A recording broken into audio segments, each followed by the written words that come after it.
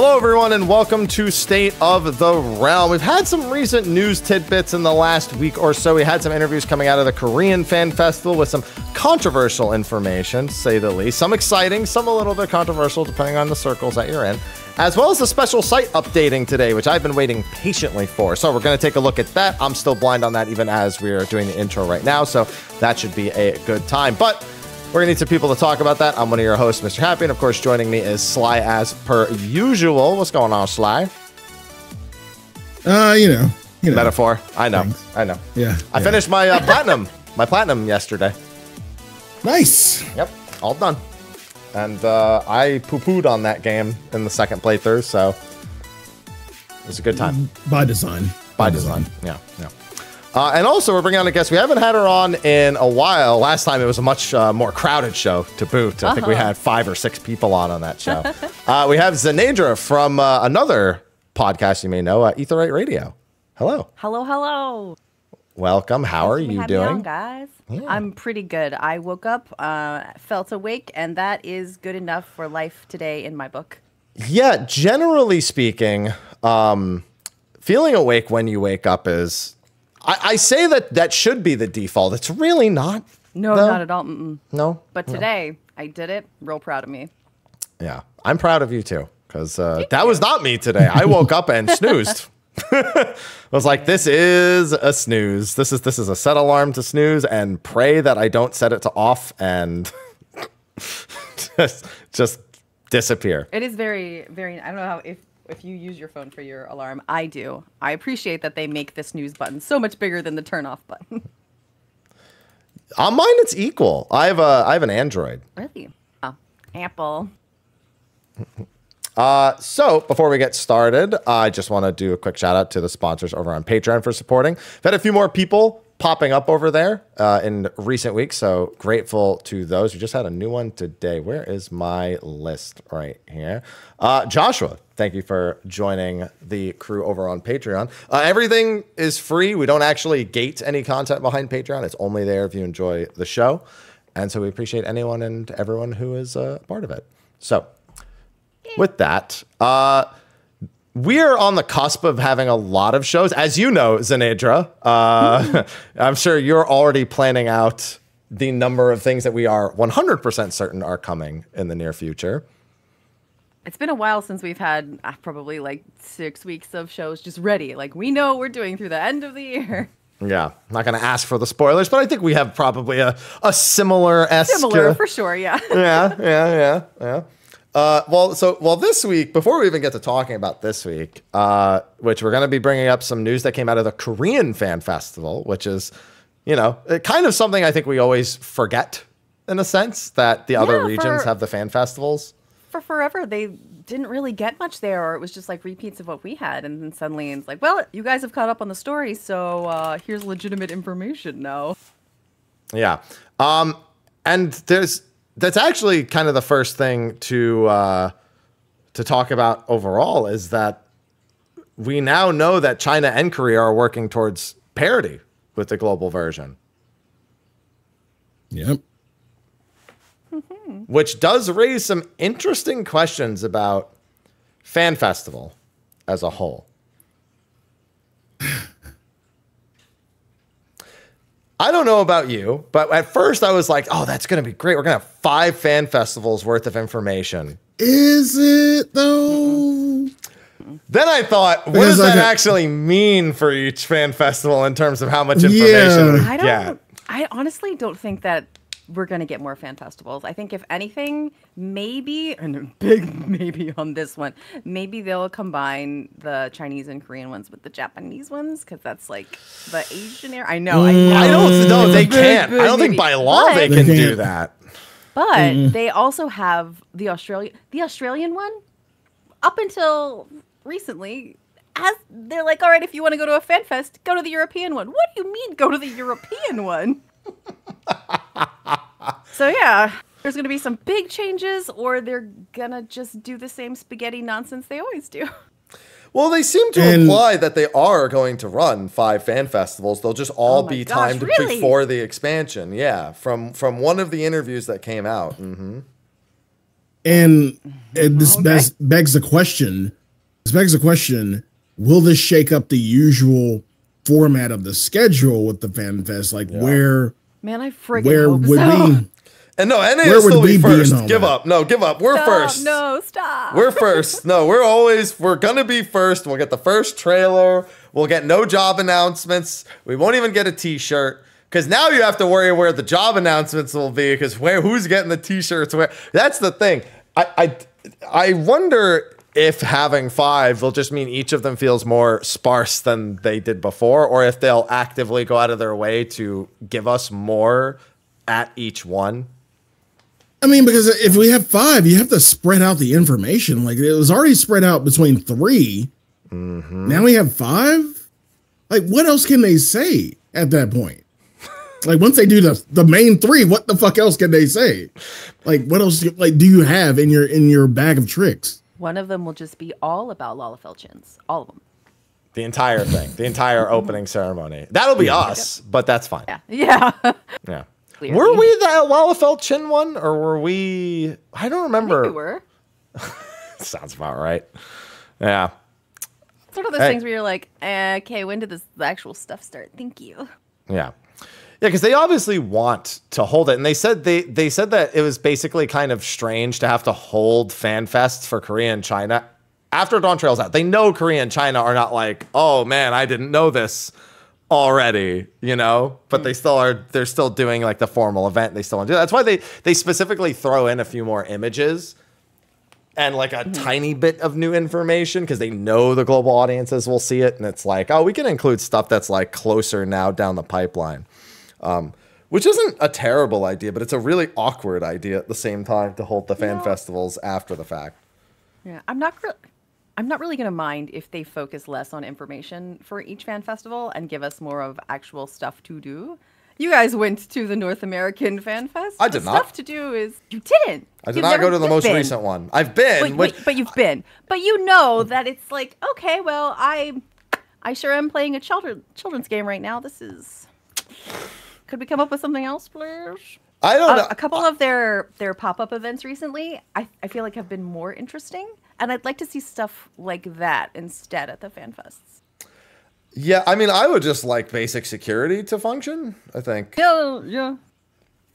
That's probably a good minimum to hit, I think, you know, before we worry about more events. Because I actually thought they did a pretty good job. At least being someone who was at home for the most recent one, I feel like the stage events and like what the team planned out was fairly creative. It's just the event stuff. It's like you do a couple battle challenges. Like, it's funny though, because the very first fan festival had a different problem in that there were too many things that you were supposed to do.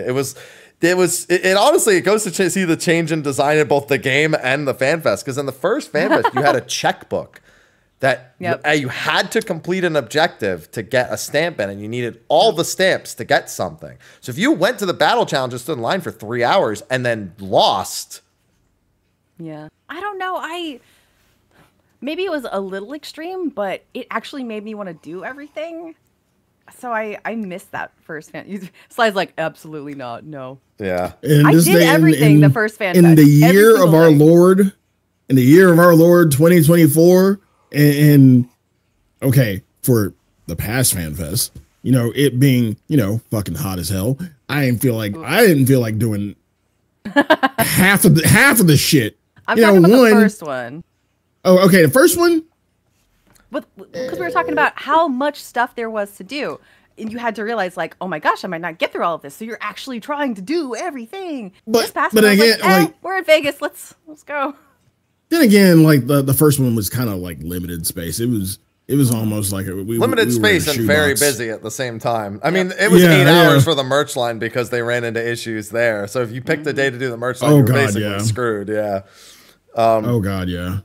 But that was the thing. Like, there was archery that like could only do like 4 people every 15 minutes, which was impossible. Like, they were never gonna get through. They like 16 people an hour at the event. Like, good thing they were all standing in line for, you know, Odin to try to get the shirt, because that was the must do thing. You know, they had a PvP station. They had The funniest one was the dungeon speedrun competition section.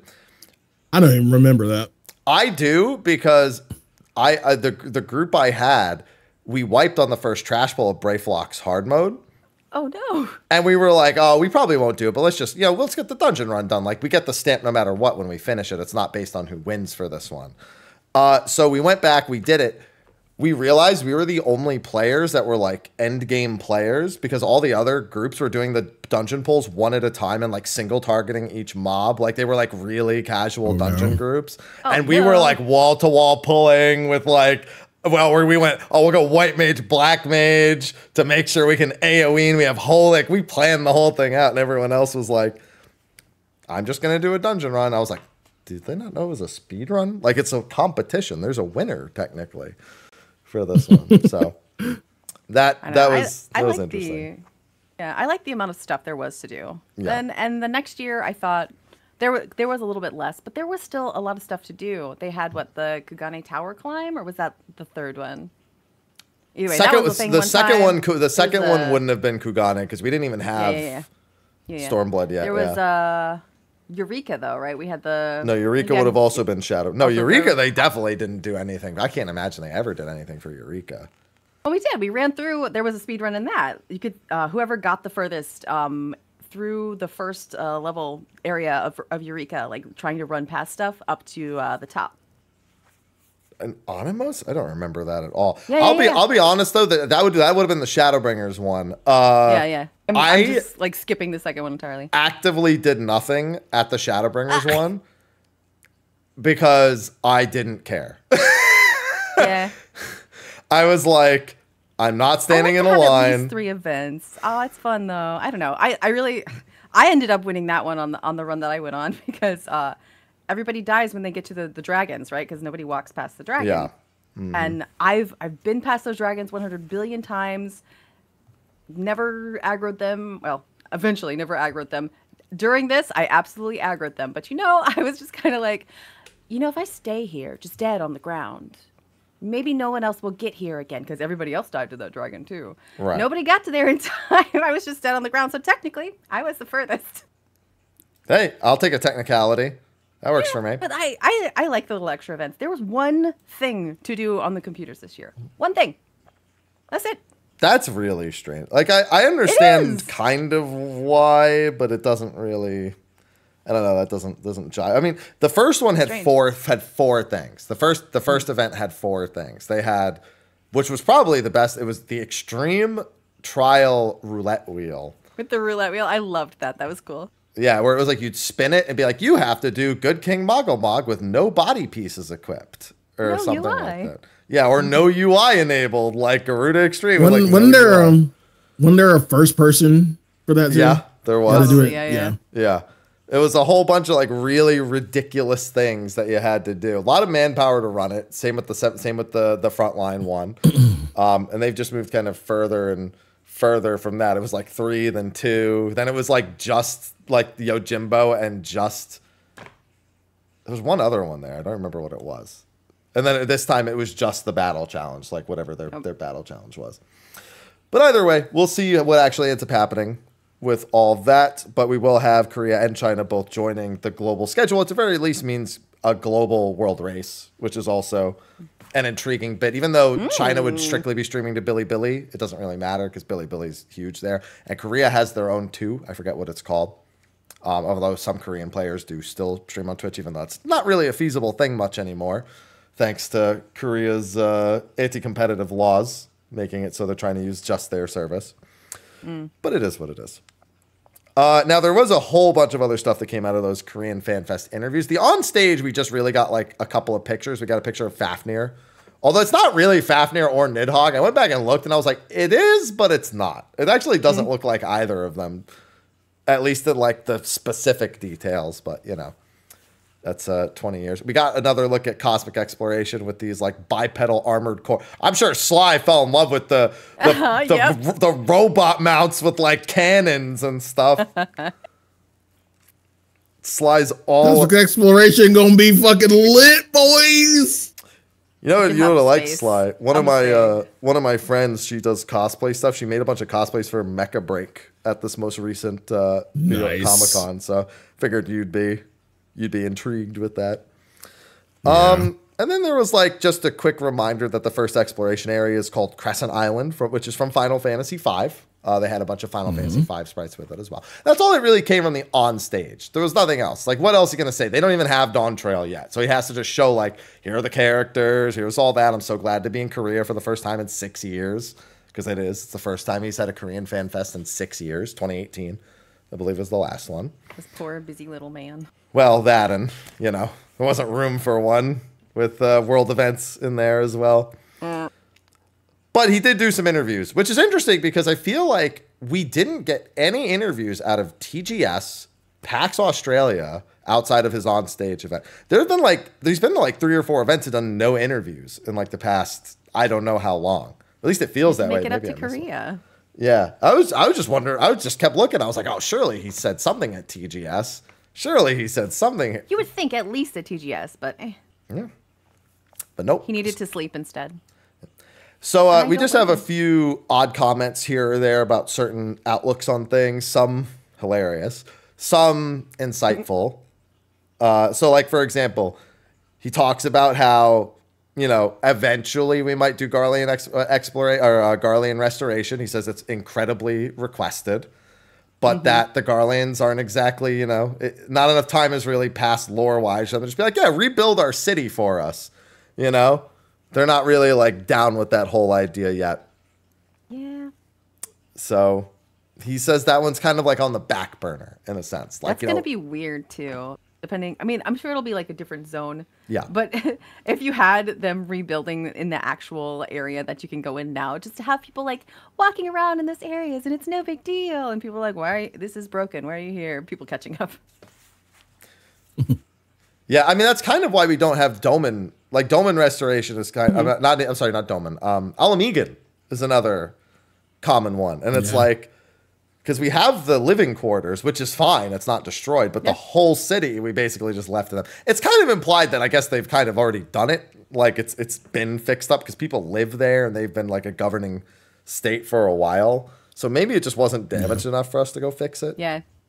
I mean, they just took it over. They didn't really explode it that much. Yeah. They definitely did some damage. We have it as a dungeon. We know they did some stuff, but you know, it's not like Doma where the whole like castle was sunk and then the entire living area. Yeah. Then we had a couple of comments about jobs and job balance, which has been a pretty hot topic for all of Dawn Trail thus far. One job in particular, I think, is on the tips of everyone's tongue. Sly's already sick of hearing about it. Why don't you say it, Sly? Picto. There you go. Yeah. So Picto is that strong by design, it would appear. Maybe not, maybe still too strong, according to them. They said it's still too strong. Yeah. But they very specifically, starting with Endwalker, wanted new jobs to have overpowered elements because he thinks players find it more fun. I can't disagree. Do I like it? No. But I do think that probably a majority of the player base is on board with it. I think it's a I'm not entirely sure. So yeah. I'll expand upon that to say, including everybody like into the casual content, into the casual player base. New job hit hard, like very much. Also, I'm just doing this dungeon every other day. Yeah, that was what I was gonna say. It's like, the people who actually don't talk about like the game very much, or like don't publicly express opinion, whether that be forums, Reddit, the average player, they're probably more okay with it because it's just like, okay, it's cool, it's new, it hits hard, great. I'm having so much fun. Also, I'm gonna go, clubbing more than I'm gonna go do content. But the Raider. Us Raiders don't quite agree with that decision. They did say that it was too strong. Like they didn't mean for it to be that strong. That was an accident. Like they did. Like they didn't mean for fucking arcading to be that easy. Have you finished it yet, Sly? I mean, yeah. Okay. Yeah, I'm done. Yeah, we're taking a break. We're done. Like I'm not doing this shit with my squad until Unreal. I didn't even do the easiest we've had in a while, but it was very fun. Like it was refreshing after freaking Pandemonium. I didn't give a shit about the fucking mount. They're like, yeah, let's go in to get Sly his mount. I'm like, let's not. Damn. Like, let's not. Fine. You don't want to hear about all of Electrope's, how its limit is. Oh my God. The potential is limitless. You don't want to hear about the potential of Electrope? Nope. Again and again. If one needs wings. Yeah, one must simply make them. Oh, right, obviously. Yeah. I mean, that's what the Wright brothers did, to be fair. She's not wrong. Yeah. They needed wings. So they made them. Daedalus, Icarus just made wings. Yeah, there you go. Ivy, no. Stop. I got to tuck in so she can't fit. Stop. But that, of course, raises the question about Black Mage. Because Black Mage has always been the king of the casters. And when they initially revealed Picto, they said it would be higher DPS, but it would also have some utility. So I think we all expected Black Mage to still be king at the top, but for Picto to kind of fit in that like in-between spot. People were worried about Picto with not having a raise before it came out. And now they're just like, raise? Who's that? I don't know any raise. I'm painting. Shut up. Leave me alone. Doing happy little DPS. Happy little DPS. Yeah, happy little. No, it's not little DPS. It's a lot of DPS. Okay. So in 7.1, they're going to be using Pictomancer's strength as kind of like a baseline and then adjusting all of the roles so that Picto is in a place where it kind of belongs relative to everything else. That's not saying they're going to make everything as strong or like strong like Picto. It just means that where they wanted it initially, they're going to bring jobs that above it that they want to be above it, jobs that they don't want to be, maybe not do as much damage. They're just going to like get back to that kind of equilibrium. I honestly prefer, but it'll still be on top. Yeah. I don't know. That's the thing. It's not made clear where they want Picto, except for one comment that came from Game Insight, where they actually say outright Black Mage was still supposed to be stronger than Picto. It was not supposed to be weaker. Like that was the Picto wasn't supposed to supersede it because Black Mage kind of has that reputation. And it's just like, yeah, here it is. Pictomancer had more firepower than we expected, but Black Mage's ability was supposed to be stronger as well. Rather than nerfing, we're going to elevate all the other jobs. Black Mage will, of course, get stronger, and not just because it's Yoshi P's job. Yeah. I think that was the thing that stumped everybody who's been here for a while. It's like, you let something overpower your baby? Are you all right? Are you paying attention this time? Yeah. Black Mage players, however, have other problems with Black Mage from a fundamental standpoint. Not even just that whole non-standard thing. No, it's genuinely like, there are things that aren't right here. Please make our job like more fun. Not even strong. Make it fun. And yeah, all I know is that Machinist will probably still have Flamethrower. And that's, on this show, we don't stand Flamethrower. No, we don't. No, we don't. Saranaya will kill us if we say we like Flamethrower here. And I'm the one who plays Machinist, and I don't like it, so. Now, speaking of jobs, they have confirmed that there are no plans for a level or stat squish in the near future. Both of those systems are not happening, which makes the next expansion a bit more interesting to consider, because what do they do instead? They're not going to do either of those. That means they have something else in mind. Merits. Now, that doesn't mean they could just raise the level cap again, obviously. Sure. But they've said they're kind of averse to that idea. They're just like, 110's kind of nice round number. Yeah. It is a nice round number. But more importantly is the stats, because the reason we squished the stats was because we were running into issues with number overflow. That was actually like capable of crashing the game. Fun little bug in Shadowbringers before the squish. The numbers got to a point where you could actually shield as a scholar for so much on a target that you would overflow their HP values, and the next hit they took would be lethal because it would set their HP values to negative and kill them. Oopsie. That's not good. It's pretty funny to see a tank just take one auto with that giant green bar and just go to 0 when they don't have like a vuln of any kind. So when you say they're not planning it for the future, near future. Okay, there. That was my answer.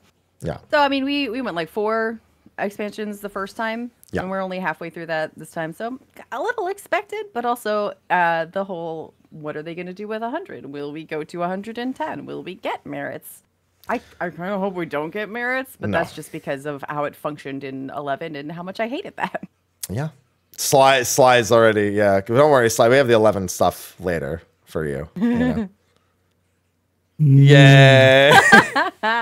See, the stats are concerned because our numbers are basically the same as they were when they got squished now. Like, we're back to those same numbers. So they've just said that their systems can handle the numbers better, so they could probably leave it for another 2 to 3 expansions. Which means we're going to be hitting really hard in 2 or 3 expansions. Oh, man. You can kind of tell in old content now, too. Like, it's definitely scaled in a way that it's more noticeable than it was when we first started to really out-level things based on stats. Even in the stuff where they're like, you're totally capped. Yeah, sure I am. That thing died so quickly. That ties into the other problem with Picto, because if they're going to buff everything for Picto, old content is already at like an irrelevant point. If you buff everything, that old content's affected again too. Like, I'm already thinking of Aglaya, like, listen, it's already embarrassing. What's about to happen? Smidge. Might make me not hate doing the near raids at the very least still. But, you know. Oh my gosh. Probably not. To deal with everybody else. True. Although they're totally trioable now, so, you know, if you want to get any gear out of them, why else would you run them? Gonna pass on that. I don't know. But for the level cap thing, he specifically wants to focus on how users feel the growth of their jobs and characters, which again implies maybe something that's not another level cap increase. But I think no matter what they do, what will not change is you will start the expansion at one power point and you will finish the story at the end and the intended end point. And that is your max level, whatever they do. They're not going to be like, oh, you finished the story, now go grind like dungeons for like bonus points for shit. That'd be kind of nutty, honestly. I welcome a change here and there, but it's been so consistent for so long. It would be strange. I think the amount of people that would appeal to would not outweigh the amount of people that would not appeal to. I do not disagree. Plus, then they'd have to push like end game content back to give people a reasonable amount of time to get to that cap. Or nobody wants that. Even worse, they design it without that cap in mind, and then when you're at the cap, you're just too strong for the content without gear. That sounds worse. Yeah. So there's absolutely a point where you can get it right. I will not be confident in that point being found. I feel like, especially after Arcadian, I don't think I have that level of confidence. Because to be clear, they talk about how, we overbuffed the jobs. That's not why the Arcadian was going to be that easy without it. We went through all the job buffs and said, on average, you have 1, maybe 2 jobs that were buffed this patch in your party. Sorry, that doesn't shave 60 seconds off the end of the fight week 1. Just doesn't happen. So, yeah, interested to see where that will go. Then the next part gets fun to talk about, because it is the usual hilarious attempt at going, please don't use third-party content. Sure, guy. It says, let me move my markers around again then. Well, markers, yeah, that's right, yeah, because we can't do that anymore, right? It says, if any Cactbot users are reading the interview, please stop using it in the future. It says the usual thing about how all content is cleared with internal testing. Cactbot's the least of his concerns, but true enough. You know. Yeah. Listen, he didn't tell you not to make giant like titty demons and post them on Twitter. I mean, he doesn't want you doing that either, but you know, he only talked about Cactbot. Yeah. Giant titty demons like don't make them have to rebalance things. Well, maybe their he's back not pain. concerned. Maybe their back pain they have to rebalance, but that's about it. Sheesh. Sly, don't you shake your head at me. As soon as you said on this show you want Garuda's rack on your wall, you lost the right to shake your head. That is a different thing. That is art that can be done outside of the game. So according to people who do that to their characters, that's art too. I gotta That's done go. within It was the nice game. being here today. That's Sly's play. You can't steal his play. It's out of his playbook. Now, they actually do go into a bit more depth about their feelings towards content balancing in regards to people who have been using third-party tools. Obviously, they are designing it only to be done with the base game. They have to no matter what, because PlayStation and Xbox are considerations always. And they actually think the completion rate of Ultimate is higher than they intended it to be, and they think that is likely due to tool usage. Now, I'm gonna go on. I'm gonna give him the real answer here, because that's not the problem. That I guarantee you is not. It's funny because every time an image of somebody using third-party stuff has surfaced, it's always been during a wipe. Every time. Hilariously enough, it has proven unsuccessful in those individual cases, but it's just like an insight into what they're using, right? Well, not to mention, Right. like so many. I would venture to say the majority of people who are doing these races cannot enter the race if they're using the tools. That's part of the race. Okay, yeah, that might be part of the race, but I mean, I'm not saying there aren't some that aren't. However, I found out someone was using one in mine. I was just like, what? I was like, what the fuck is this? Then I saw what some other people are using. I was like, dude, honestly, yours is bad, but like, Jesus fucking Christ, dude. Like, yeah, top flashbacks, big time. But I'm going to say that's not the reason why completion rate is higher than they intend. Because they're looking at overall completion rate. I don't think people understand, and this is specifically targeting a comment I had on the video, how bad the sales category is with this stuff. The number of people purchasing clears is insanely high. It's much higher than people think it is. even people who are legitimately good players are just like, I don't have time for that. I'm just going to buy a win. I'm done. Hooray. There are people who are purchasing them for their roleplay characters. Okay. Like because they want the shiny. Well, it's not even just that. Their character needs to embody. I've seen people share like tells with people who say where they explain how their like character is supposed to be like this heroic figure, so they need something to indicate that, and they don't just want like Nidhogg. They want like the top of the top of the top, literally. Guy, you're already pretending. Just pretend.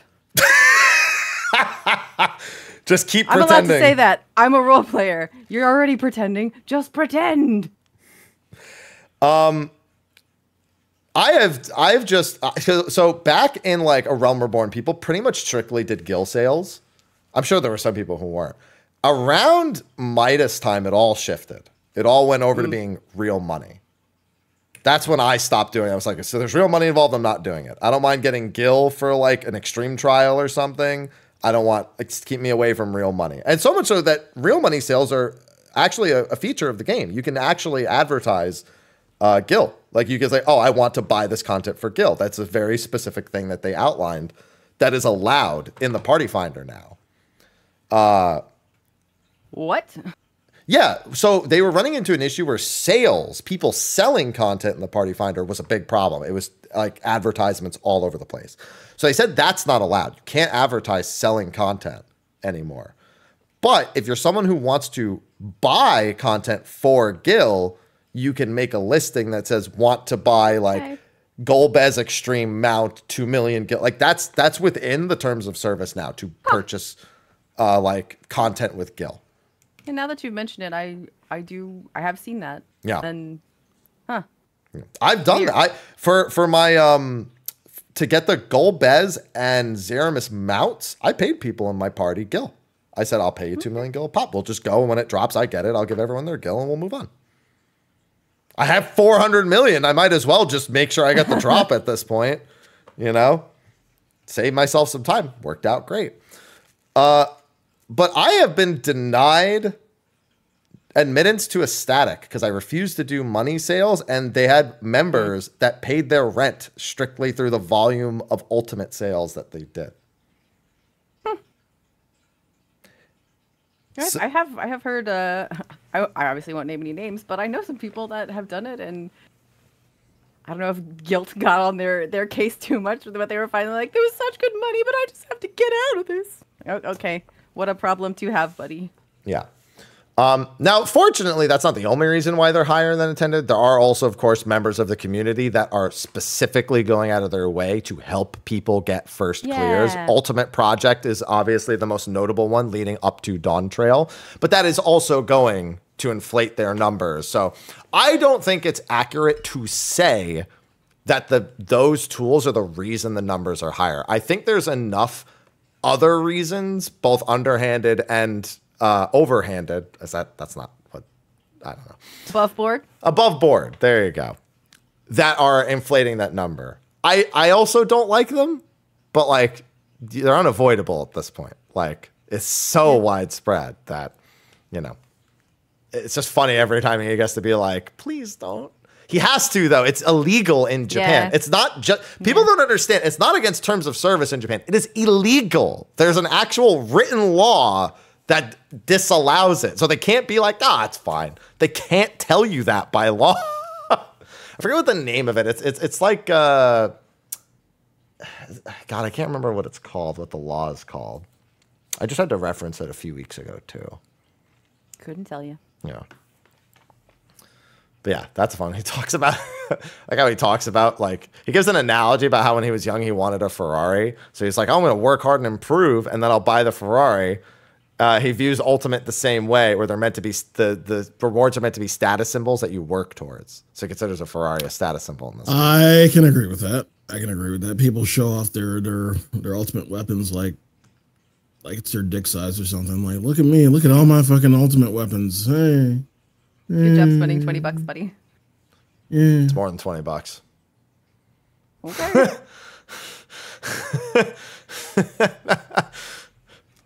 I'd imagine it'd be way more than $20. Somebody told me recently what it was because we were having a discussion. I brought this exact like comment up that somebody said to me, and they were like, "Oh yeah, it's this much now." And I'm just like, "Why did you know that so readily?" And they're like, "Oh, because there's literally a site, and I'm in other Discords where they talk about it all the time." So, and I'm just I have no idea. I want to do the content. Crazy. Okay, if you say so. Okay. What? You want to do the content? Yeah. That is not a convincing yeah. Yeah. They don't. They just want the rewards. No, I'm talking about you. I'm talking about me. I want to do the content. Okay. Yeah. Okay. Jesus. I'm assuming you're taking on the role of them. Like, what do you think? Okay, no. If you just want to do it, that's fine. But I'm like, yeah, that's what a normal person would want, to do the content. That's not what a lot of people want. I know people who are like on the final phase, and they like, I'm just gonna buy it. Fuck it. I made it to the final phase. What? Yeah. I mean, I guess if you learn the fight, you can feel a little less guilty about it. Yeah, they're like, fuck it. I know it already. Just fucking get me in. Just get me in, get me out. I don't give a shit. Now they go to Ulti Project, but that used to happen all the time. So the fuck is Ulti Project? Ultimate Project is a bunch of members of the community came together, and they essentially get people clears. They have to, like, the person has to play. They have to know how to do the fight. They have to perform in the fight, but they're giving them the other 7 people that also already know how to do the fight. So it's like they can teach someone from like the early phases, or if somebody's on the last phase and just needs a party, they'll bring them in. And then, you know, from that point, if they actually know the fight, like they say they do, they should get it done pretty quickly. Yeah. Yeah, I see it now. Yeah. Yeah. Ulti Project has literally hundreds of clears over like months and months and months. So again, affecting that number, again, I don't think it's because of third-party tools. That's making it more PFable, but to be so over the shot, stuff like that is way more influential than PF having markers, you know. That's just like a standard thing. PF doesn't really do any better because of that. They just don't do worse. So, it's that. And then he moves on to he finally moves on from that, talks a little bit more about speech bubbles and how now with the PS3 gone, it's something they could do. And it's been a big request, especially since the WoW Exodus largely came around. He says came around pandemic time. I'm going to say Exodus. 85% of 14's team. One, half dozen the other. Yeah. Yeah. I'd say that's fair. That's right. 85% of their team plays with their own money and accounts. I remember somebody telling me that a while ago, that like a lot of people they know at they pay for it themselves. And I'm like, is that because they have to? Or because they want to? Like, what's the reason behind that? And it's just like, yeah, the company doesn't like cover a lot of sub costs for people. They're just like, hey, you work here. We're not going to tell you you have to play it, but you know, probably should. Yeah. Then they talk a little bit about CBU3 policy. Talk about how they everything they make, they want to at least make sure they enjoy it, and then also make sure it turns a profit. So that's what the online store is for.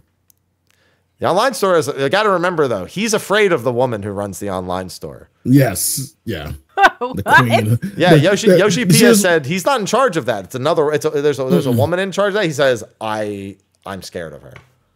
Formerly known as the queen of the Mog Station. She's now the queen of the online store. Yeah. I remember this conversation. Yeah. She's. Yeah. This was like during a FanFest, I think, I think it was like a Q&A or something. Like, no, it wasn't a FanFest. It was a live letter, and there was a Q&A, and like, yeah, you're gonna have to talk to the queen. For some reason. I don't know. The queen of the Mog Station. Yeah. Yeah, he doesn't oversee that. There's somebody else entirely in charge of that stuff. So making need to oversee that. What? He said he doesn't need to oversee that. Yeah, he doesn't need to be like, how are we gonna squeeze him? What skirts are we gonna introduce? So yeah, obviously that's what that's for. But then they, at least from like a content, they like, if they play it and they think it's fun, they'll put it in. If they play it and they don't, that's one of the reasons why they never really landed on something for Blitzball, because they were like, well, if we do it the old way, you know, how do we really make that work? Is it even fun? Okay, but what if we do it this other way? But then it's not loyal, but it's like, it's easier to digest. Yeah, fuck it. Which we know it's not happening. Sit over here. Yeah. No, we know it's not happening. I got confirmation. Yeah. I'm so glad, but people keep trying to tell me it's still happening. They won't let me revel. Please, just let me revel. I don't know. We've been promised things before. Still waiting on those overworld primals. Yeah, precisely. That's an old A Realm Reborn promise. I'm still waiting on Koi Koi. You're never getting Koi Koi. I know they didn't outright say no to you, Sly, but it's not happening. Okay. Yeah. Sure, Muddy. Yeah.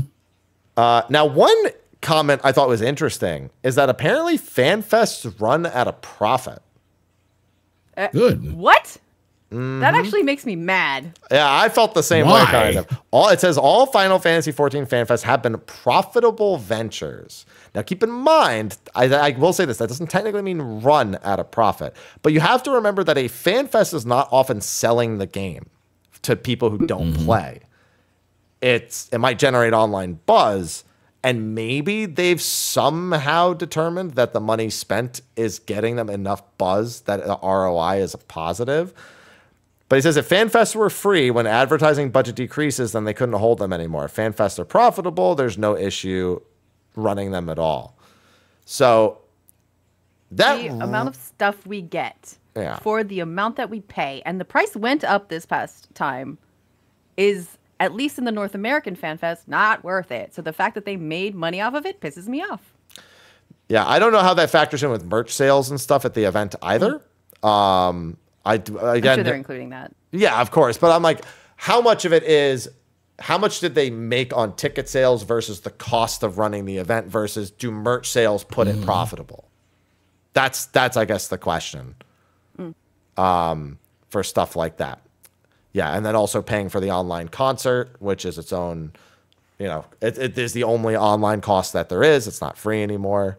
I mean, if it's going back into the game, I'm not that mad at it. You know what's funny, Sly? You say that, but here's the thing: that's not how businesses work. I understand this probably has to cover something else, maybe. Which Sly, I don't know what. The way businesses work is the money comes into the business, not into the individual department, and then it's used for the entire. So you're saying overall it's going back to Square, period. Yeah, not just CBU3. It's going to Square. Yeah, the only thing we have been told that specifically goes to CBU3 is Mog Station or online store sales. We have been told those. Yeah, I technically don't believe that either. But we have been told since its inception that the online store is strictly for Final Fantasy 14. That's what we've been told. So what else? I feel like they've implied in the past that the FanFest don't operate at a win. So hearing this now is kind of like, excuse me? That's why I see the term profitable venture is very confusing because it doesn't label. So it might not be the money. Yeah, that's the thing, because it's considered advertising. So, but here again, FanFest is not I'm going to convince new people to play our game. Yes, you're generating buzz about an expansion for the fans, right? Yeah. Well, it also depends on if you're including the marketing that's going on around the city where it's being held.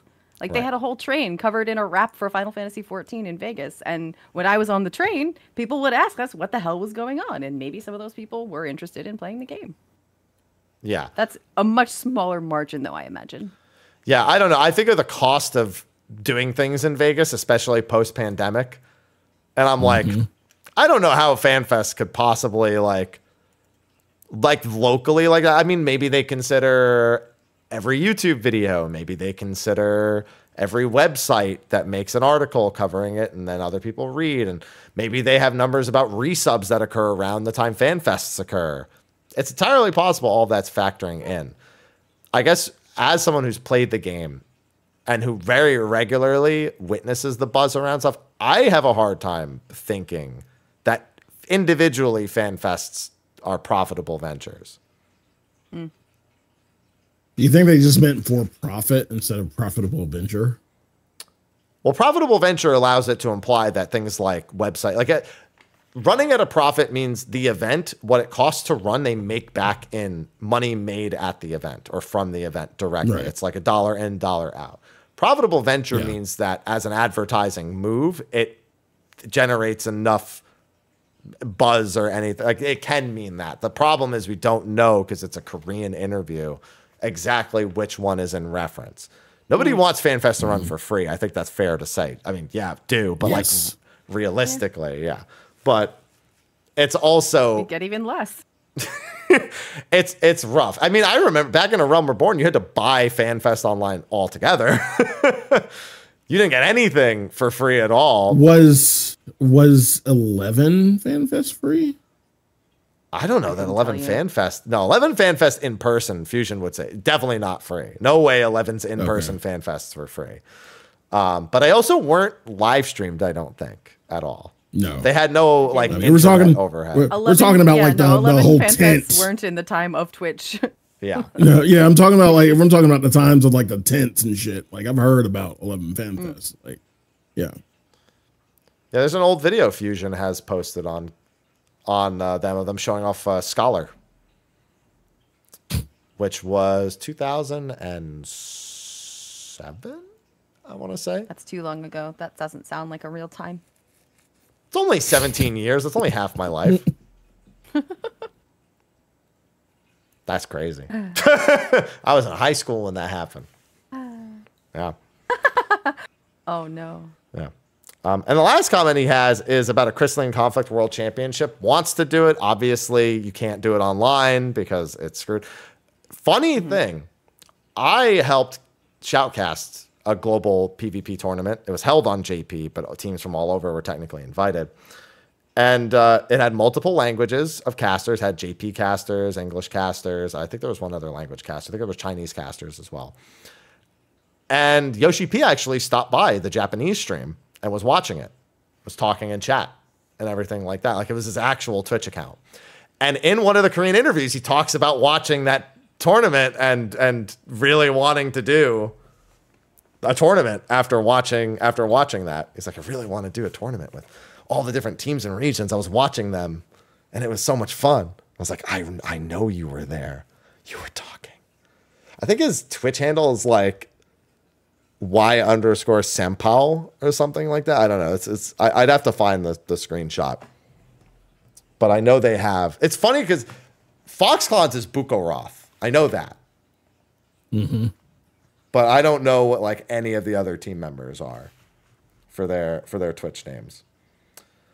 And then they had a handful of other things. Now one big thing they talked about was they've already planned out the next 3 expansion stories.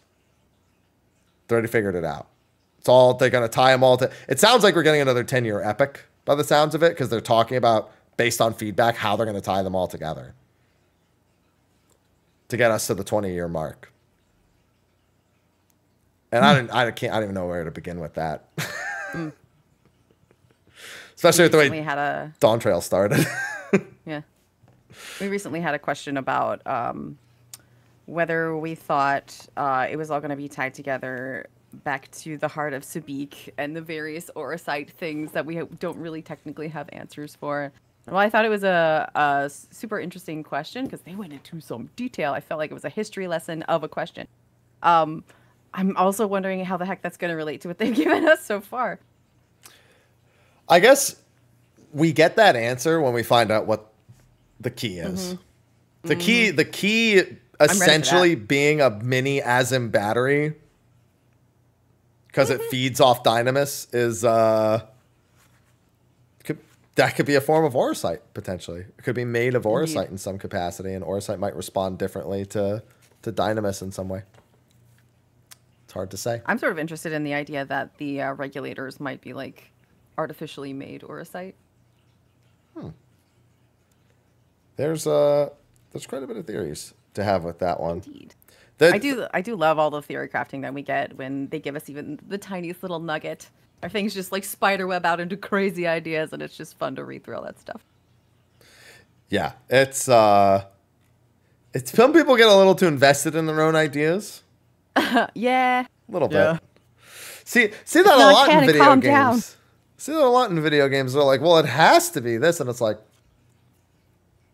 I loved actually when he turned around and was like, "You guys thought it was the 12th. It's not the 12th. Sorry, you're wrong." You're wrong. God. It was so on the nose. It was just like, yeah, it's the 9th. Yeah. They just dropped that. The way they dropped that it was the 9th. Yeah. It was just like, it made sense. It was nothing. Yeah, it's like, yeah, it's from the 9th. They're like, we all saw it coming, but like, come on now. Yeah. You're just confirming it, all right? Okay, cool. Yeah. Cool. It was on the list of possibilities, but everybody was leaning hard on the 12th. No siree, Beb. There's a lot of people who didn't understand the time frame of things happening in the first place. So there's a lot of confusion about how like Kryl, how Kryl's exist. It's like, wait, that doesn't make sense time-wise. It's like, no, listen, you haven't figured out how it works. They explain do what we want with time. Yeah. Yeah. As a reminder, if you want more lore on that, don't forget to do Alo Alo, as it does dive into Kryl's ancestors and their time on the islands. Very cool. Mm-hmm. Plus fun content. Yeah. Read the little snippets. Then do Criterion and hope that we get loot this expansion. Man, I hope so. Nope. I really want that content to go somewhere. Nope. I I want more out of Variant, actually. It's funny because like Criterion needs loot. That's a simple answer that like they just need to commit to. Variant, I want to not be a one and done 12 times endeavor. Yes.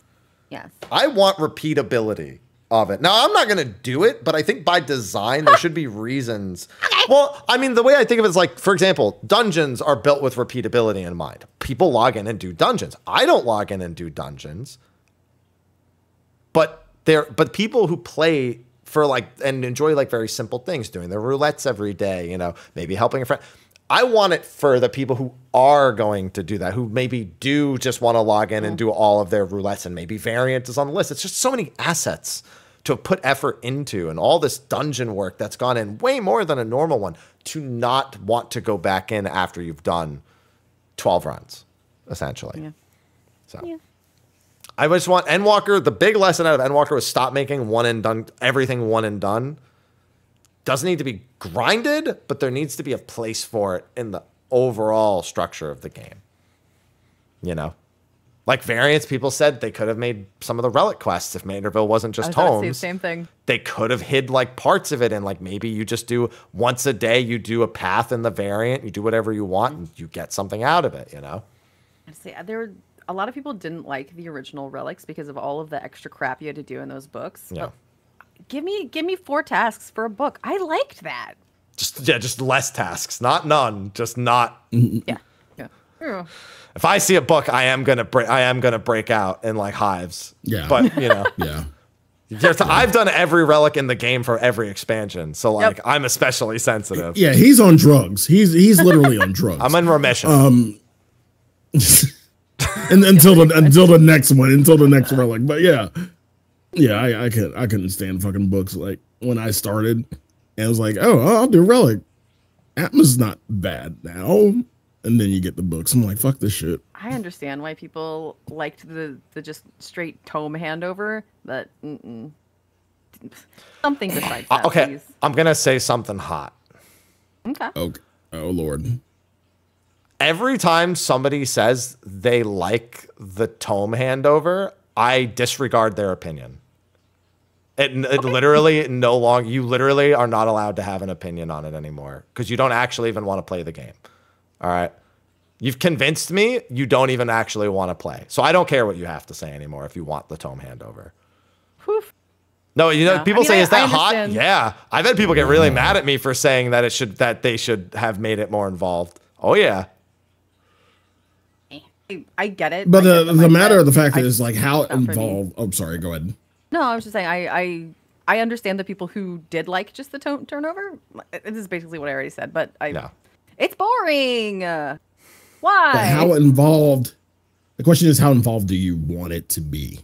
Maybe like 2/3 closer to doing original Realm Reborn relics. Without books. I mean, I don't mind the books. Just don't do specific fates.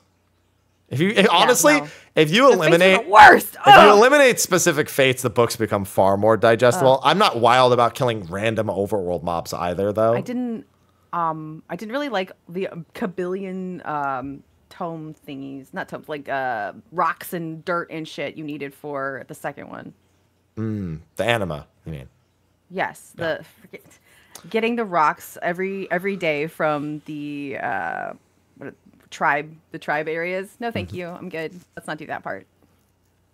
I didn't do this one, but this was the easiest one. For no. The ones I was going to say, like the last step, I think was like lights on it. Which one was that? That's like the first two. I think both Zodiac and Anima end with lights. Yeah. I couldn't stand that shit either. I could deal without lights. I don't mind lights. It's just like slightly fancier grinding for tomes, though. Well, the way I look, I mean, it is, but what I liked about it was the rotating nature of it. Like, for example, like, this content's worth more. Yeah, exactly. Like a lot of the times that the hours would tick over, and suddenly it was more social is what it was, because people wanted to find out what was bonus. So some people would go do like Ifrit, some people would go do Garuda. Do we make it boring to do in between? Sure. But it is another one of those log in every day. Like it's another one that fits it's a system that automatically works between both casual and hardcore players, similar to tomes, but without putting as much emphasis on a resource that has other uses. It's a resource that's unique to this activity. Whereas like, you changed my mind. Yeah. I agree with you now. Yeah. That's the thing. If you're going to create a new resource just for the relic, I feel like you can make monotonous tasks better than funneling off of a resource that already exists in the game. At least for, I think tomes can be a step. Like, I don't mind if tomes are like a primary resource or a backup resource. Like, what, like if I could buy a mode of light to use with tomes, and then pop it as an item, and I get a light tribal pop. daily. Yeah, like I wouldn't mind that being. I think tome should always be the fallback. Like if you're like, you know, if you do just log in every day, the tomes are the double backup, right? Like you are making progress all the time. It being the only thing just kind of. I'm especially salty because again, I made every relic and I made them at the same time, which means I needed them for the Zodiac weapon. I needed them for the Anima weapon. I could get them from Eureka, thankfully, which didn't need any for any steps. But then I also needed the current expansion ones for the Manderville, which now also use the old ones for the same as the Anima and the. So it's just too many things funneling off of tomes.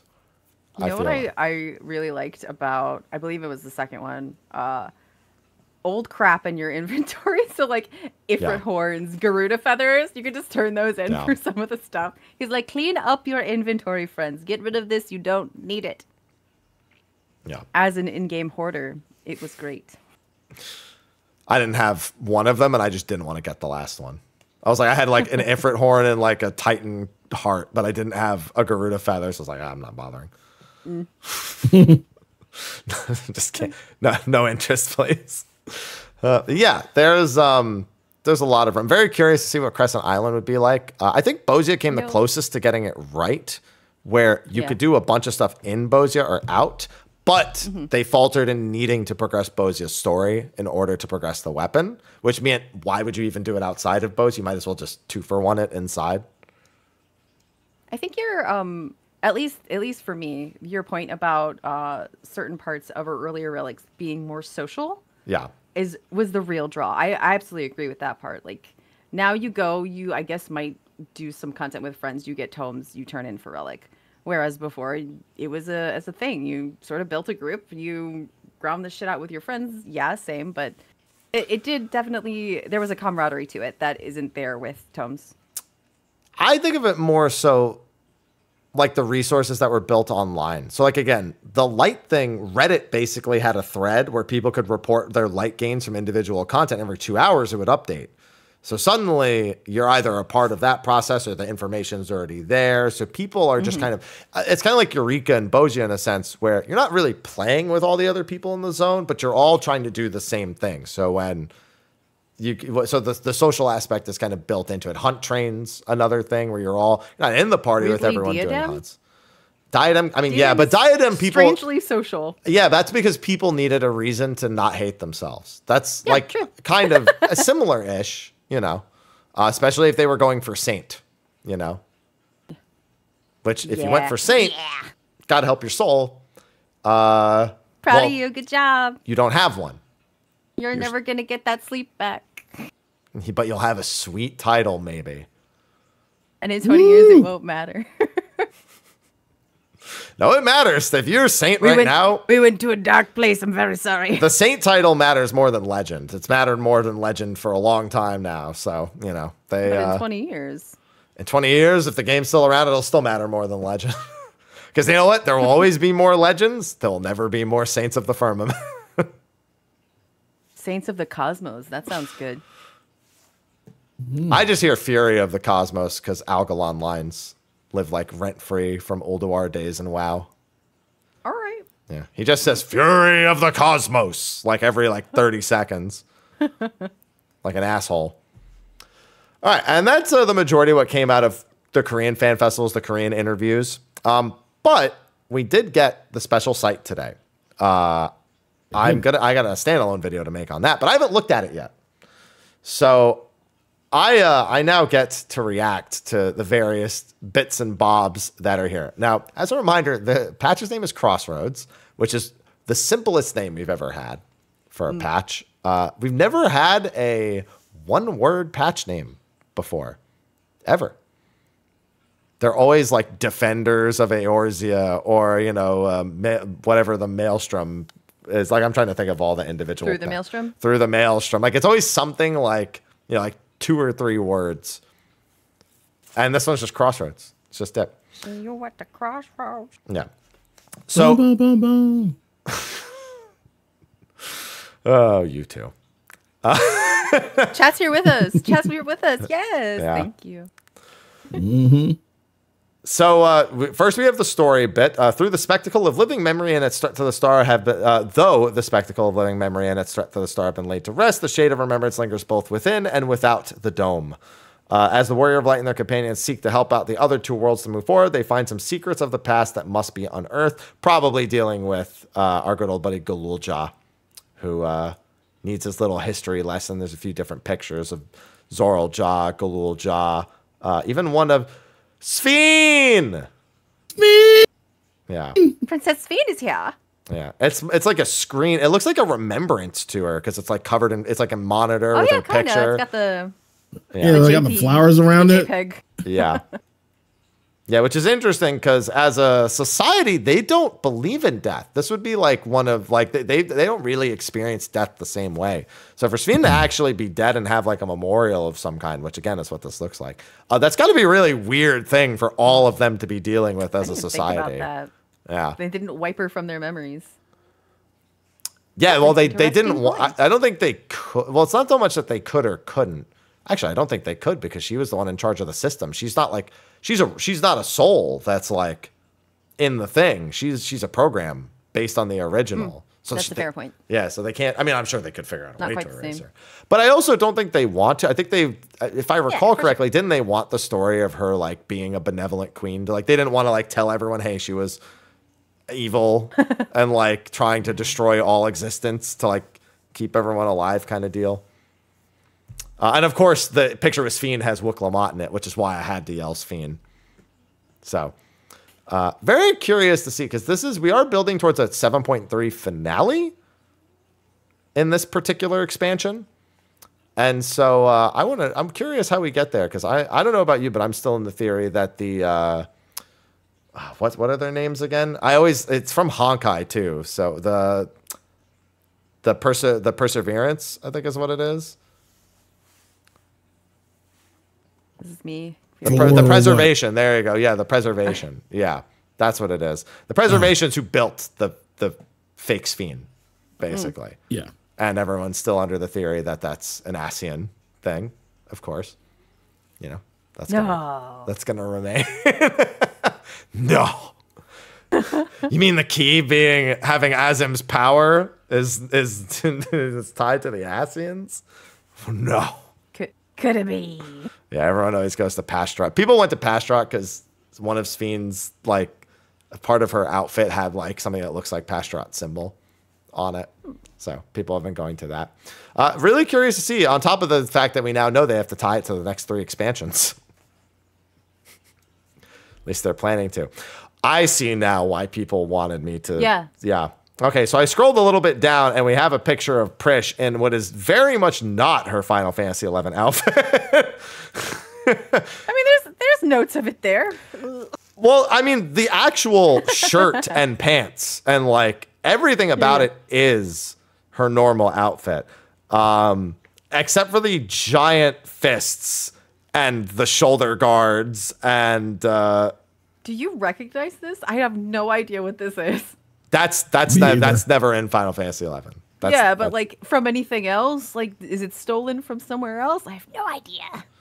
I have no idea either. I can't tell what she's standing in front of. I see some like grass, but does she have like a stand behind her? What? Oh, is that? That's Bakul Jaja behind her. Okay. Yeah, that is Bakul Jaja. Are they? Oh yeah, look at the grass. Mm-hmm. Mamuk. Yeah, they're down in Mamuk. Interesting. That's so. As a reminder, the key that takes us to living memory was here, and so she might have come from another. That may be a multi-dimensional gateway coming out of the Cenote Jaja. So Well, I don't hate that, I guess. yeah. It's a better bridge than other things they could have come up with, I guess. I just want to know what these fists are all about. Because we see the original Loyal design in the patch artwork. So I have to wonder if she's not always like this, and this is just how she is at this particular moment with whatever her magics are, or how they're explaining her magics. Because, I mean, other than that, her outfit, I mean, literally just scroll up and look at the art. That's her normal outfit. Yeah. That's how we know that at least most of like her hairstyle's different. But it's like they made her big ass sleeves became weapons. So, I feel like somebody's going to come out of the woodwork and be like, you guys, that's clearly from Final Fantasy V, that one little side quest where you meet the Puppet King or something, right? Mm-hmm. Yeah, I don't know. Be like, right, of course. That's so strange. Obviously.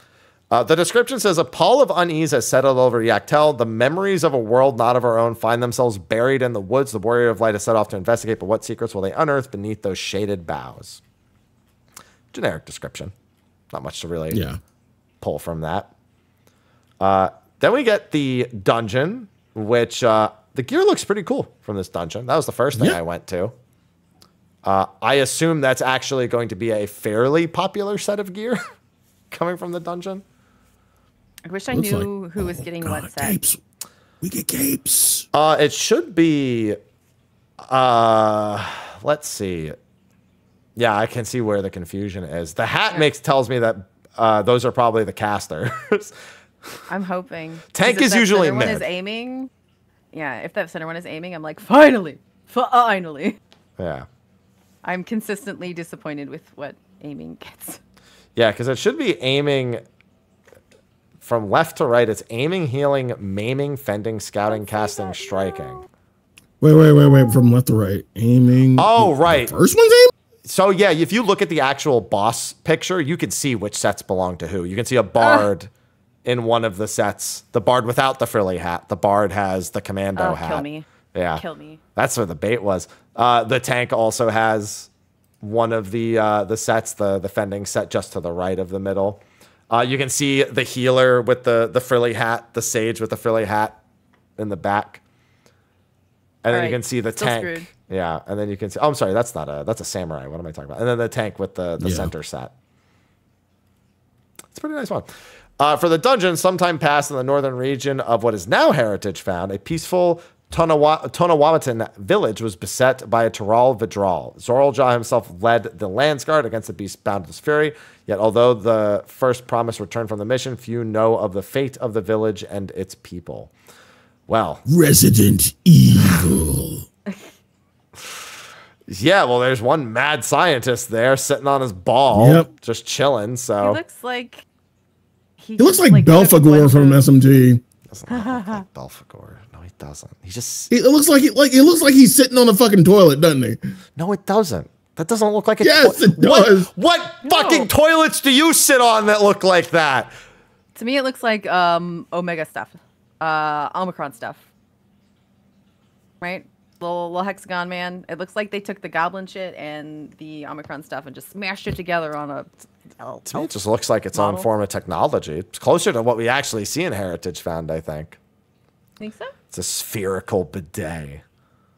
Hate it. No. No wonder you didn't recognize it, Sly.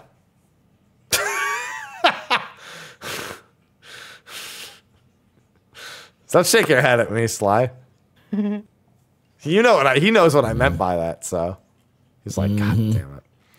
Then we have Spheen's burden. for the holy, why are there so many words to just say it's Spheen Extreme? Why is this description so long? This description goes way harder than the other like content. Like you get like 2 sentences for everything else. Let the wandering maybe Mets one get a sentence. hold of this one. Yeah, no kidding. With harp cradled in his arms, the wandering minstrel sings a sorrowful song of a. Well, I mean, yeah, no, you were right. It is the minstrel's ballad, but yeah. funny. Of a recreated queen, helpless to defy the purpose she was given, the simulacrum sought to preserve the memories of her subjects by taking the lives of innocents and other reflections. Though she met her end by your hand, had she been further along her ill-fated path by the time of your confrontation, might she have proven unstoppable and gone on to wreak untold death and devastation? Such questions play on your mind as the minstrel's verse bears you away to a world of imagination where you once again come face to face with the dread entity known as Queen Eternal. Are we going to get robot wings? And if so, thank you. Well, I mean, if you need wings. One needs simply make them, obviously. One needs simply farm them. I hate both of you. Swear to God. Electrope's potential is limitless. Limitless. After all. Yeah, we already know that one of the mechanics. So for those who don't remember or didn't pay attention even, part of the fight originally is her basically pulling you into calamity-ridden shards, or at least emulating them. She pulls you into one that has an earth calamity, and she pulls you into one that has a wind calamity. And we see the ice calamity as one of the mechanics from one of the screenshots that they showed another time. So I wonder how many different calamities they'll pull us into, if it'll just be 3 or if they'll do more. I mean, I'm all for seeing little tidbits of all of the calamities. That'd be cool. Yeah. Should be a good time. That fight, though, gave me super vertigo during that one part where it's like, you don't get a floor, figure it out. I died. I would have been up for like 19 hours at that point, and I was just like, just kill me. That's it. The wall tuck, man. I was just like, I'm fine. I'm fine with that. Absolutely okay. Carry on. Yeah, and that's really all that they added. They did do a brief like description of everything. So like main scenario quest, Echoes of Vana'diel, the Uiawata field station, Sphyn's Burden. I love when it says new ultimate raid, futures rewritten ultimate. Like you could have just said futures rewritten. Like, do you need the ultimate? Do you need to say ultimate? And then right after Chaotic Alliance raid, Cloud of Darkness Chaotic. It's like, do we need that? The new Unreal trial, Jadestow Unreal. Like by default, we know it's Unreal Ultimate and Chaotic. You don't need to add it again. But you know they're gonna have people coming through like, well, the thing said this, so I looked for this and I ran the content and it wasn't the right thing. Okay. God, I hate that you're right. I hate that you're right about that. Pelu, Hildebrand, new custom delivery, role quests, Wachumeki quest, Hall of the Novice update, housing update, Mahjong update, new PvP gear, new mounts, minions, emotes, and more. Some content will be available on a later date. Which still begs the question, are chaotic raids out the day of patch, or are they later? I still think it's a choice. You still think it's a choice? What does that mean, Sly? I think it's gonna be terrible.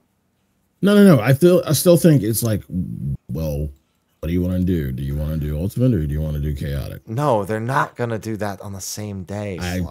I promise you. No. I promise you they will. No, it's either gonna be on patch or in 0.15. If it was gonna be the same patch as ultimate, they would have said something already. The problem is they haven't said anything, which implies it's on patch day. I'm kind of with Sly on this one. I think they upset a lot of people, and theoretically they're aware. Do they care? I don't think it's like again. I don't think it just upsets people. I mean, again, like not everybody is doing ultimate. Like either people are watching y'all do ultimate, or they want to do some content themselves. Thus, chaotic. It just doesn't make sense. Like if you don't want to release 2 things that are geared towards high-end players. You got to remember, there's a lot of people who do extremes that are not there's tiers to this shit though. There's tiers to this shit though. There's ultimate, but there really isn't. Not in this particular case. There's not, because the average extreme player doesn't want to go do chaotic until they see how. Like they want the guide, right? Sly, you don't understand how many people do not want to go into stuff without watching somebody else do it first. And all the people they watch go in, all those people are going to do ultimate. All the people that are of a high enough skill level to do and coordinate 24 people are going into Ultimate. I'm going to disagree a little bit with that, but I will say that it's probably likely that those people aren't necessarily used to being the ones to step up. Yeah. It's a number of things. The average extreme player does not want to do it blind. That's why guides get hundreds of thousands of views. Okay. I don't but know. at the same time, you gotta realize one thing. You gotta realize one thing. One, new expansion. Two, people are high off the hog that they could clear.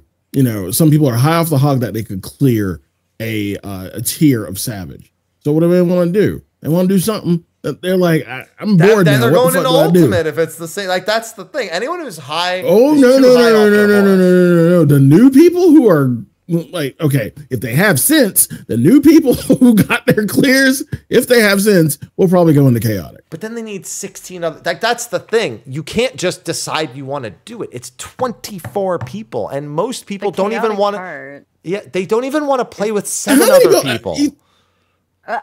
Okay, you're talking about me first of all. You're talking about me first of all. Fuck people. A lot of people. Secondly, like, I mean, a lot of people will want to go into chaotic just for shits and gigs. Like, they're like, okay, this sounds interesting. This is going to be fucking awful, but I'm going to go in anyway. And you know, Yeah. It's not a good idea. I do think the chaotic part's going to be finding the people to do it with that don't make you crazy. Yeah. I also think it's not going to be as quote unquote savage as they're saying it is. Yeah. No, It can't be. I don't think it'll be that bad. I think, again, it'll be the people. It'll be the people. Yeah, beat me to it. Yeah. Looking at the first couple of screenshots they gave us, if you count out all the people that need to be in those like towers, it's every single person. Yeah, it is. It really is. Yeah. So, I actually did a video fully predicting that phase. And I was like, because like there's enough squares in the middle to where you have like a couple of spare squares where there's where on each side for like a half room, which you already know if it's like the Cloud of Darkness from you know E9, there will be a half room at some point there. It's not something straight down the middle where you have to split. Yeah. So the only question mark was the Atomos that were present in that picture. What's this doing? Yeah, that were like tethered to the I platform. give them the big suck. I'm wondering if like that's how you move between the terrible places without murdering your friends. But I want to murder my friends. Yep. That's a choice. Yeah, that's why this shit's gonna be interesting. Yeah, this is I would not expect the average person to want to go. Like here's like even just looking at like DRS, for example. Bit of an extreme because it's 48 people. But most people are too nervous to go into. It's not hard. It's a lot of people. Like it's probably easier than this in terms of individual boss mechanics. I think that most people don't. What you say? I said, isn't that sort of WoW overall? I've never rated in any capacity in WoW, so just going off. No, WoW's gotten to the point where everything's built for the idea that add-ons are going to completely like nullify a lot of their design choices, so they just go way over the top. That's all right. Yeah, and one person will still wipe the entire 20 people in Mythic. Excellent. As you get like further into Mythic, like towards the last few bosses, it's pretty much, you know. Perhaps I think in that regard for DRS, like I think the people who are nervous to go in, like don't know yet about the resources that they have at their disposal. You know, the whole Discord who's like, hey, we're going in like damn near every day, if not every week, and you know we're getting people clears, and they don't know about that yet. So that's even when they do know Sly, that doesn't bridge the gap always. It's still being in front of a large number of other people and being the fuck up. And nobody wants to be in front of a lot of people and be the fuck up. When you're going to be the one you're going to kill everyone else. I've seen runs. I've watched runs. I watch Whoops do runs. I'm like, I've heard their Discords during those runs. The one fuck up is probably a purposeful fuck up who's there to like troll. Like other than that, people are genuinely there to, genuinely there to clear. And like being there to clear, I'm going into ultimate to clear doesn't mean I'm not gonna fuck up. I feel for the most part, I mean, the best time. Go ahead. Sorry. I feel like the best time to do this sort of content is at the very beginning. Because if you fuck up, everyone else is like, I didn't know that was going to happen. No worries, bro. Don't be afraid to go into this content at the very beginning. That's fine. I think it's more receptive. I think it's more receptive. Like the fuck ups are more receptive to people who understand that like you are going in for the first time. Like, I mean, exactly. at the same time, listen to call outs and everything, do stuff, do what you are supposed to do. But at the same time, people will mess up and it's fine. It happens. Sly, this has nothing to do with the other people judging the person who fucks up. It's the person who's fucking up thinking 23 other people are judging them because they've convinced themselves that's what society will do to them. But that's what the problem. Doing is like appealing to that person to be like, hey, don't worry about it. Nobody's gonna be pissed off. And usually that's the case. That's usually the case. Like for people who aren't like, for the person who's not trolling, who's just there to learn, it's like their first time and everything. Yeah, I mean, I give that the nervousness is there. At the same time, like the group itself would be more receptive to that than the one fucking troll. If you wait until there are guides, you show up having watched the guide, and then you screw up, people are going to be more mad. Yeah, it's not even about it's not even about anyone getting mad. It's entirely rate anxiety. I'll give you a great example. Not even rate anxiety. Okay. If I go into somebody says, "Oh, do you want to go to dinner?" and it's 4 people, I'm comfortable with that. But if on the way there 6 more people get invited, I'm much less comfortable with that because I don't deal with large groups as well. It's the same thing. Okay. They're like, oh, I don't mind 7 other people, but 23 other, even if the 23 other people are the nicest people in the world, that doesn't suddenly get them over it. Sure. So Hap, you're not coming to my FanFest mixer where there's going to be a ton of alcohol and everything and a ton of content creator? Okay, fine. If I'm told how many people will be there and I'm mentally prepared, but if I go, if you're like, oh, it's just a few of us, and then it's a fucking 80-person rager, then I'm leaving. Oh, no. I'm like, well, it won't be a rager. I mean, I'm inviting content creators. It'd be close knit. All I'm saying is that it doesn't. What is logical doesn't matter when the people going in have convinced themselves that that's anxiety in like a nutshell, right? Yeah, no, I mean we get what you're saying, and we're not saying we get what you're saying. Completely valid, but like. It's important. I think it's important to not necessarily tell you, but to tell general populace, like, don't worry about it. I know you still are going to worry about it. I know you still are.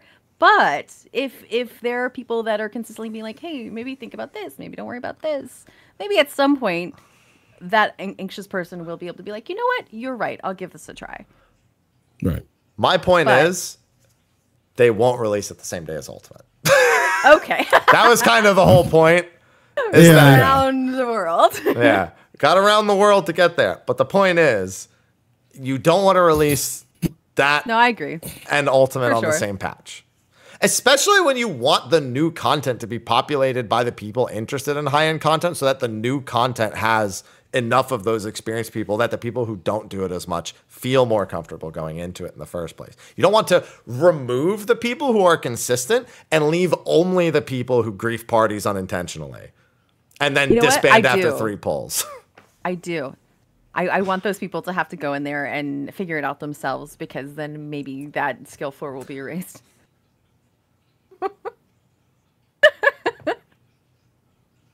This is a very long, awkward stare.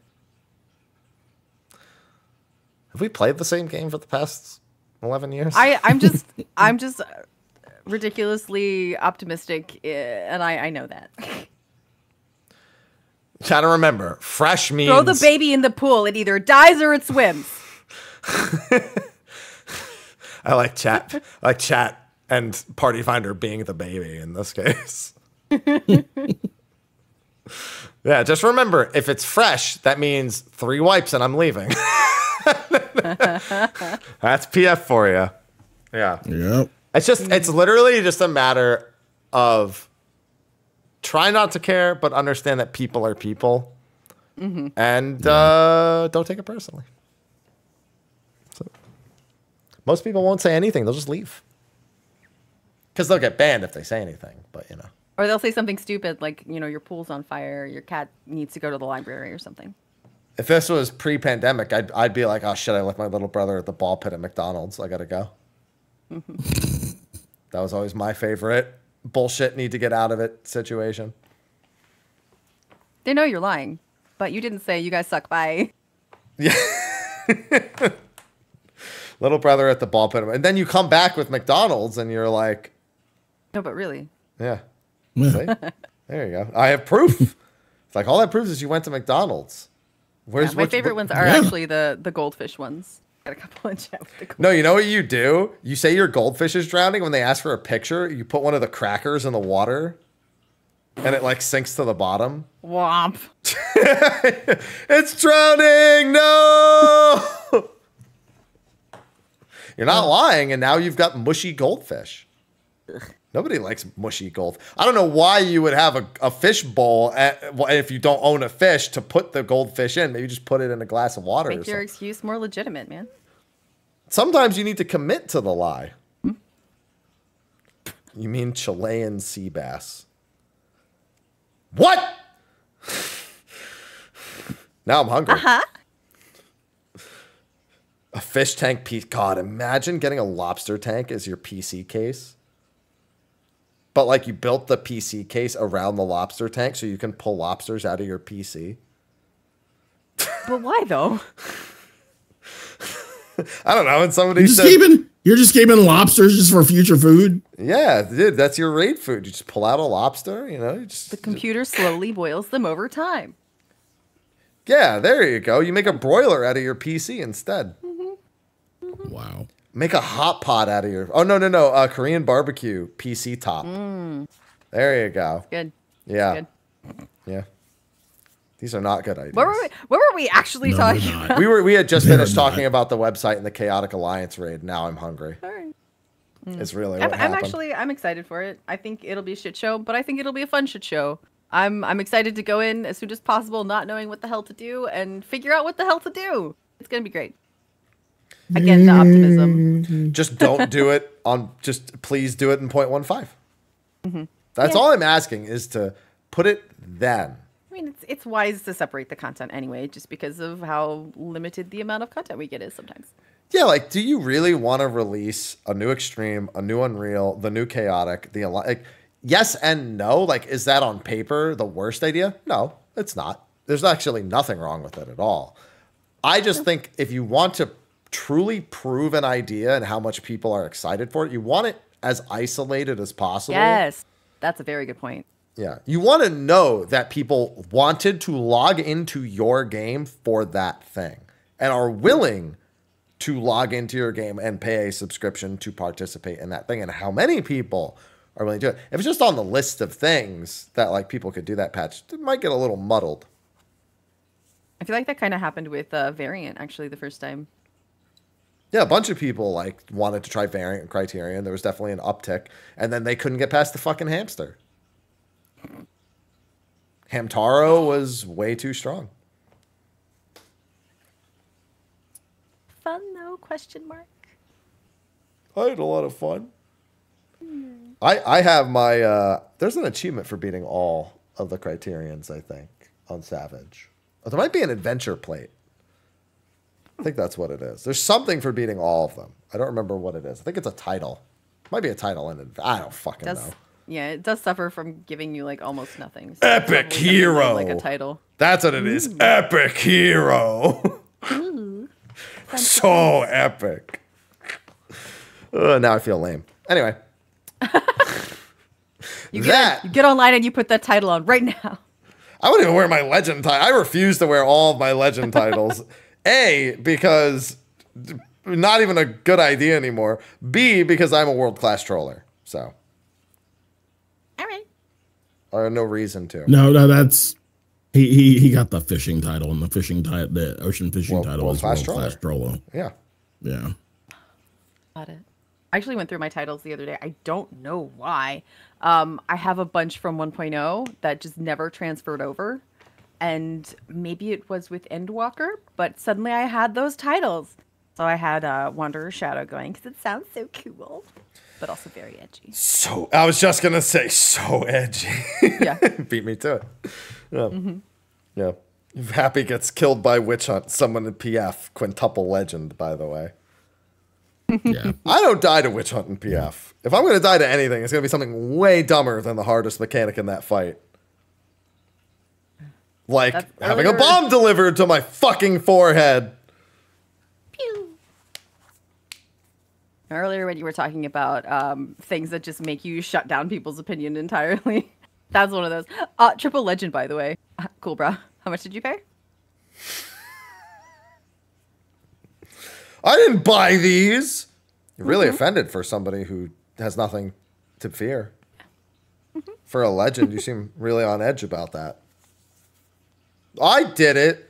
I can prove it, but I'm not going to because I don't want to spend any more time talking to you. All right. I'll stop being a butt now. Don't worry, I'm enabling. All right.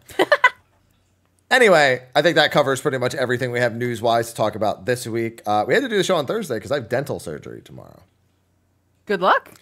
It won't be bad. They're just so all of the dental work I need done is actually dental work I had done when I was a kid. But like it's just I'm an adult now. So like it's all stuff that just doesn't fit or make sense anymore. So like I have Updates. I have like a crown back here. They need to pull the like metal because a crown they'll basically inject like a metal rod into your gums and they need to pull that out. And they'll replace. That's not that bad. I'd rather that than like the constant drilling and like whatever else they're gonna do. They're just essentially gonna. No, go ahead.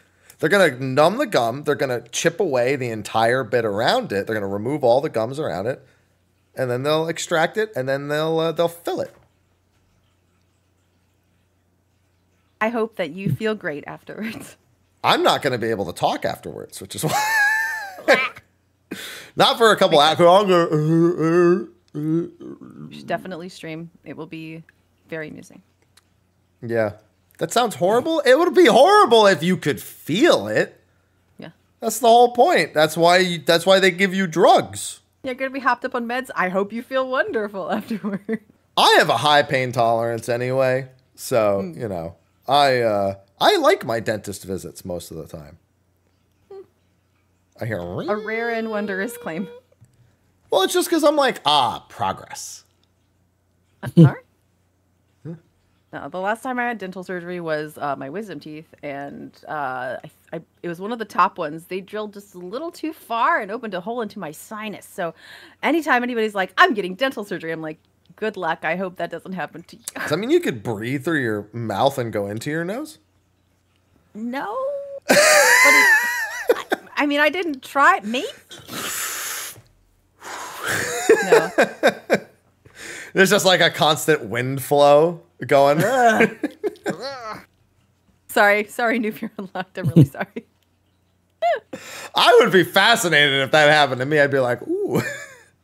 No. I would not eat anything spicy though, because then there's really no you can do. No defending myself.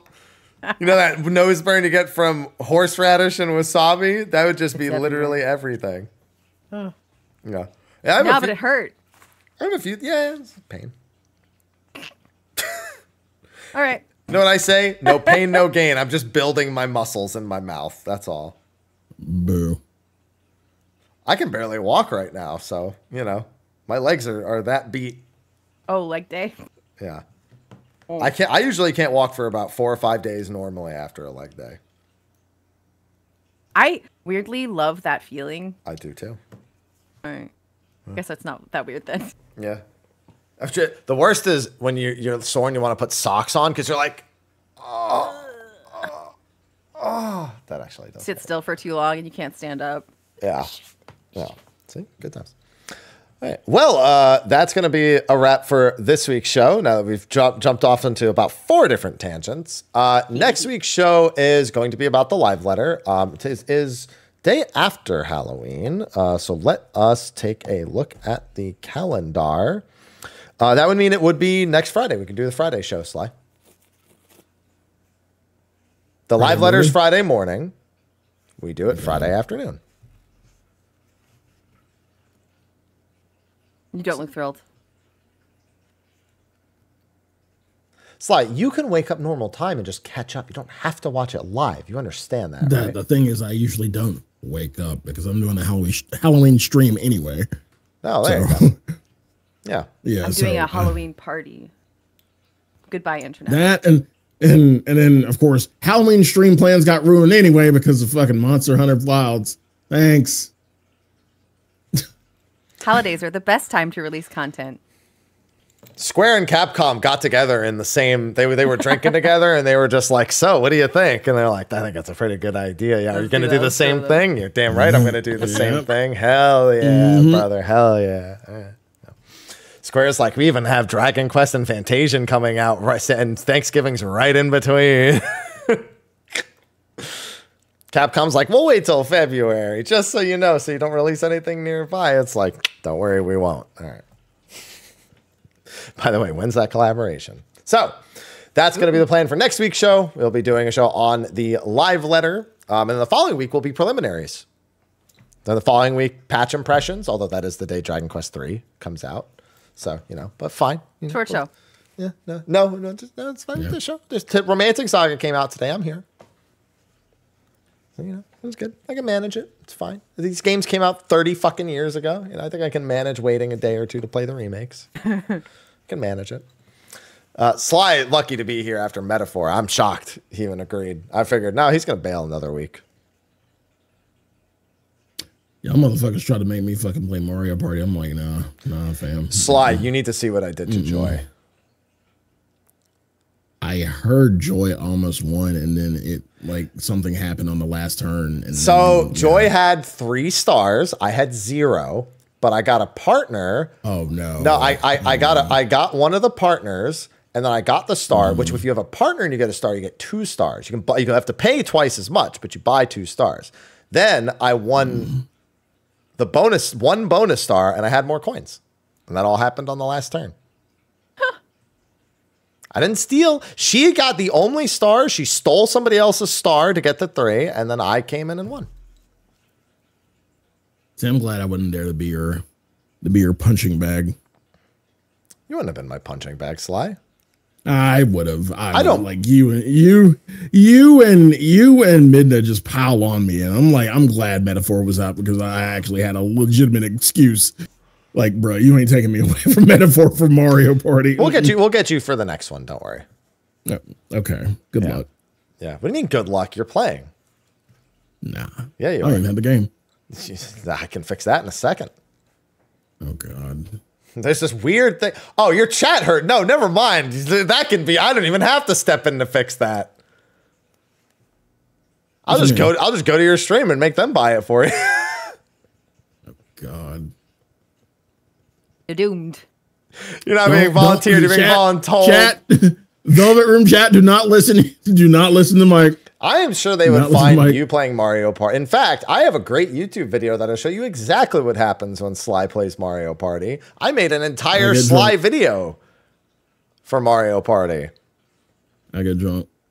That's what happens. No, Sly, you landed on the Bowser square, said that's okay, and then lost the star. That's what happened. That was all on you. I may have removed your ability to get the star about 6 times before that. But the 1 star you did get, Bowser took. So that's on you. See what I mean? See what I mean? Yeah. All right. So, Xenedra, thanks for taking the time. Sure, of course. This Friday afternoon. You could be doing much better things with your Friday afternoon. I know that. It's Thursday. I will do something else with my It is Thursday. That's right. That's the whole reason we were doing it today, because I have dental surgery on Friday. That's my brain being like, we always do the show on Friday, even though we haven't, like twice in the last month. Yeah. Thank you for taking your Thursday afternoon, which could also be busy, but not as exciting to, never mind. Anyway, why don't you tell everyone where they can find you at, what you're working on?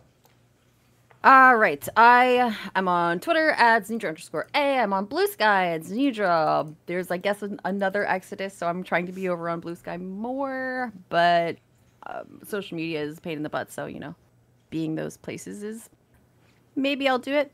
I sometimes might think about streaming on Twitch under the name Strawberry Pop.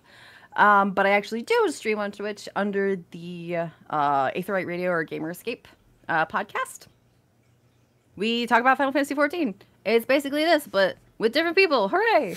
I also do a show on a different channel, plus One Shot, plus the word, when the number, shop the word, and that is about TTRPGs. We have a chat show where we talk about everything under the sun for TTRPGs, and we have anywhere between 2 and 3 actual shows going at any particular point in time.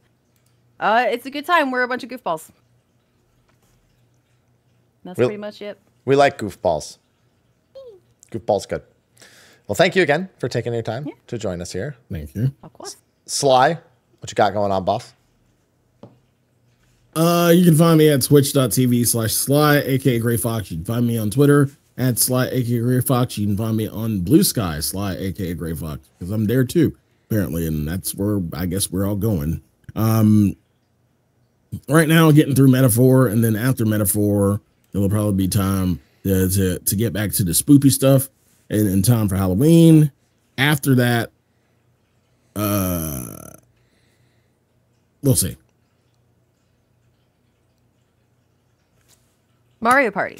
Yeah, Mario Party. No, But think about it, Sly. What's scarier than playing Mario Party with Midna and I? What's scarier? nothing else. Exactly. It's perfect for Halloween. Anyway. Mr. Happy, you can find me doing whatever. I've just got the usual going on. I released a video on Romancing Saga 2 today. If anyone was curious about that, Square sent it to me like 3 weeks ago, and I played through like 20 to 25 hours of it and played through the whole thing. But I got a pretty good look into that game, so I've got some good insight in case you were wondering about that. And also, you should go watch it because I want companies to keep doing that for me. And it's just good if you go watch content when we post it like that, and then you like it, and then you comment on it, and then that's cool. It's a cycle. Yeah, it's a cycle. And then, we get more opportunities, and you're like, oh, did you play that? I'm like, yeah, I'm doing this. And they're like, oh, that's so cool. Congratulations. And then we're like, yeah, man, thanks. It's all because of you. And we're all working together, and it's great, right? That's good. Yeah. So that's what I've got going on. Obviously, patch is coming up. I'll be doing Ultimate. So I'll be doing everything day one. Dragon Quest 3 is also happening right now. I started over in Romancing Saga 2 from my review playthrough, so I'm doing that on stream. So yeah, I've got a bunch of RPGs. My 100% of Metaphor is done too, so you don't have to worry about those spoilers on my channel anymore. Sly, what date are you on in Metaphor? That's the easiest way to ask without spoiling, is what date you're on. 9/21 or 22. Okay. I know exactly where you are. I literally know exactly where you are in the story. Yeah. Without even watching. Yeah. Well, some dates are free dates where you could do whatever you want, and some are story events. So like when you say a date, you know exactly where they are in the events that have taken place. So I know exactly where he is if he's on 21. Is he almost done? I'm not going to tell him that. Oh, okay. Fair enough. I'm not going to tell him. I can tell by where the story beat is that I probably am. I'm not telling you where you're at. Yeah, you don't have to confirm. I kind of figure. Yeah, you're good. All right. Well, we're going to go into a very short post show. As a reminder, audio is on for that. So I don't do audio off and cut or anything like I know Fusion does. He's got all his production value. I don't do all that. So thanks, everyone, for joining. We'll see you next week to go over the live letter. So I appreciate Oh, yeah. I probably would have helped if I changed the outro to the correct one, huh? There we go. Watch this. This is... Where is it? Why is your outro not here? Oh, that's why it's not there. Now it is. Okay. All right. Goodbye, everyone. Well, I mean, sort of, because we'll be here for a few more minutes. But bye. Goodbye-ish. Yeah. Goodbye-ish. See you soon.